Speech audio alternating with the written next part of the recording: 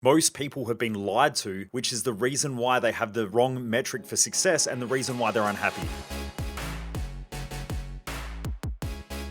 If you don't know who I am, I'm Michael Mojo. I'm the founder of Mojo Human Performance Institute. We focus on business, mindset, and lifestyle hacking for driven mofos. The thing that I love more than anything is human behavior. I've helped people put probably even hundreds of millions of dollars onto their businesses with all the community people that we've had over the years come through our events through human behavior tools, because I think that the majority of businesses get stuck and stagnate because of the people that they tend to have working in the company. And one of the biggest stresses and one of the biggest frustrations for most business owners are people, but also the biggest stress for most people in their own life is themselves. It's the stuff that goes on in their own head and their own inner chaos, their own inner turmoil, their own bottlenecks, their own belief systems that get in their own way, their own perceptions of life and their past and their future and all of those things. So we help with all of that stuff, hence what Mojo Performance Institute is all about. So in this video, I'm going to talk about why most people are unhappy, or why they keep having times where they're unhappy, or they feel like they're unsuccessful, or they feel like they're unfulfilled. And it really comes down to how they measure what fulfillment or happiness or whatever it is that they're trying to achieve in life looks like. But most people are using the wrong metric, or it's not even clarified. And so I really wanted to discuss it because I was having a chat with a friend today, and he said, like, I'm just going through this stage of where I'm unhappy, and how do you find happiness and all of this sort of stuff. And he kept talking about being happy. And I said to him, I really don't give a shit about happiness. In fact,